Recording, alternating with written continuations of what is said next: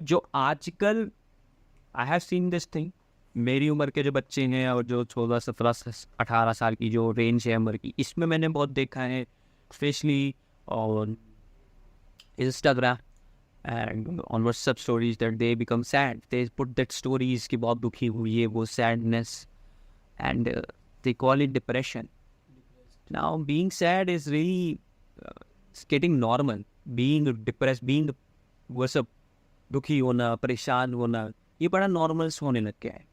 और ये नॉर्मल है भी, और इसको और बुरा करते हैं दो डैंक डार्क ह्यूमर मीम्स. जो बच्चा जो भी 16 17 साल की उम्र का है, वो कुछ ऐसे एक्सपीरियंस कर रहा है अपनी लाइफ में which is really sad. For example एक लड़की का हो सकता है कुछ सीन, या पेरेंट्स के साथ इश्यूज हो रहे हैं, और उसी के अराउंड कुछ ऐसा आपको डैंक डार्क ह्यूमर जोक्स मिल जाते हैं. तो बच्चा क्या करता है कि उसको अपनी रियलिटी मानने लगता है. जो उसके जीवन में बिखर रखा है, सब कुछ खराब हो रखा है, वो सोचता है कि ये भी इतने सारे लोग उससे रिलेट कर रहे होते, तो सोचते हैं कि this is where I belong, मेरे जैसे और भी लोग. एंड वो एक झूठ में, जस्ट बिकॉज एक डैंक मीम आ गया, एक ह्यूमर मीम आ गया और उससे आप रिलेट कर पाए, डजंट मीन दिस ट्रू. आप स्टोरीज पे डाल के कूल लगने की कोशिश करते हैं, फिर उसके बाद क्या होता है, योर ट्रॉमा बिकम्स योर, वो एक कहीं मैंने सुना था that these days trauma has become trend. और कुछ उसमें झूठ है नहीं, because if you have trauma, you are relating with that meme, you will post it. And the worst thing is कि कभी कभार आपके पास दुख है भी नहीं, लेकिन तब भी you are just तुम्हें लग रहा है कि तुम्हारे पास है, because of those culture, because of those people. So बड़ा ये अलार्मिंग है. मेरे को कोई प्रॉब्लम नहीं है उन मीम से, बट मैं चाहता हूँ कि जो बच्चे ग्रो कर रहे हैं 14 15 16 17 साल के, they should stay away from that culture, from those people, from those meme accounts, जो कि एक मुश्किल टास्क है. इफ द पेरेंट्स, अगर पेरेंट्स इसको सुन रहा है, I think you should take care of your kids.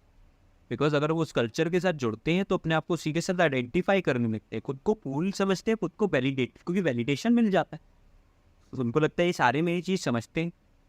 कभी कभी आपने इंस्टाग्राम की कमेंट सेक्शन में देखा होगा कैसे लोग एक दूसरे को गालियाँ दे रहे होते, कैसे अपनी ज़िंदगी के सारे दुख वहाँ निकल रहे होते हैं, frustration. I think where we are heading, इसको तुम डिप्रेशन की तरफ ले जा सकता है. और I have huge problem with those Instagram creators जो इस चीज़ को पुराते. I have huge problem with those memes, because our kids, तुम्हारे बच्चे जब जनरेशन है, they are not ready for that thing.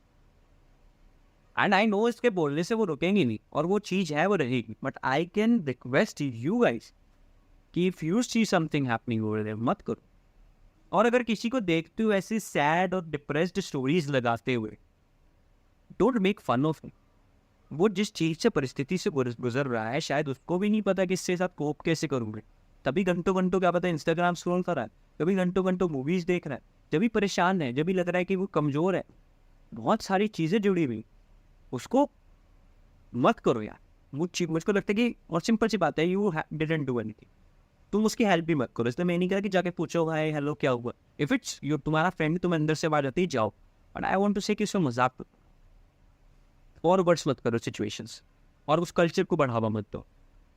उस कुछ भी क्रिएट करके, किसी की माँ का मजाक बना करके, बहन का मजाक बना करके, जोक्स बना करके, लड़कियों का रिलीजन पे मजाक बना करके, यू डोंट बिकम कूल. मुझे नहीं पता ये कल्चर आया कहाँ से, क्या मैंने इसके बारे में कभी इतना रिसर्च भी नहीं करा, समझा भी नहीं. But this is not actually cool guys. अपनी रूट समझो, अपने आप को समझो, फैमिली को समझो, जो सच है उसके पीछे जाओ, सही किताबें पढ़ो, सही लोगों से बात करो, अपने आप को प्रोटेक्ट करो. That's the thing. और जो क्वेश्चन था कि अगर ऐसे डिप्रेशन से गुजरे उसको कैसे खत्म करे, तो I think you should go to the expert. अगर बचपन में कुछ ट्रॉमा है तो इट विल ओनली हील जब आप उसके एक्सपर्ट के पास जाओ. ये भी बस मेरी अपनी पर्सनल एडवाइस है. इसके साथ और जो चीज़ें जुड़ रही थी, मैंने उनके बारे में भी बात करा है. बहुत अलार्मिंग, बहुत बहुत कंसर्निंग है. I have seen a lot of memes, lot of accounts posting shitty things. तो यार आई थिंक वो मेरे को परेशान भी बहुत करता है, बिकॉज मैं बच्चों को देखता हूँ कि वो किस तरीके से किस डायरेक्शन में जा रहे हैं, अपने ही पेरेंट्स को गालियाँ दे रहे हैं, और एक पता नहीं यार, और उसको कूलनेस कहते हैं, उसको पता नहीं क्या बना रखा है. Everyone is depressed, everyone is sad, सबकी जिंदगी में लगे हुए. समझना जरूरी कि लगते हैं और पार्ट ऑफ लाइफ है, और we need to learn to be happy. You need to learn to work hard. You need to learn to do the right thing. You need to learn to read the right thing, to watch the right thing. Save yourself from this thing. Save yourself from specifically from Instagram. YouTube पर भी है, Reddit पे तो बहुत ही है, but please, because most of you, मैं जिनको भी देखता हूँ वो Instagram पे बहुत time spend कर रहे हो. Please save yourself from this. If you're watching this podcast, तो इसका मतलब you consume right content. तुमको ऐसे content consume करना पसंद है. I can only request. That's it. मुझे पता है जब मैं ऐसे टॉपिक पे खुद से बात करता हूँ तो मुझे पता है that I can't change everything. मैं हूँ ही कौन, who the hell I am, और मैं स्टार्ट कर रहा हूँ, मैं इतना अचीव भी कर रहा हूँ, और जिन्होंने अचीव कर लिया वो भी नहीं कर पा रहे चेंज, उनको पता है क्या हो रहा है, और पता भी नहीं पता.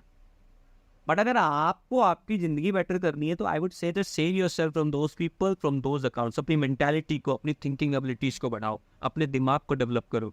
इन चीज़ों से प्लीज़ स्टे सेव.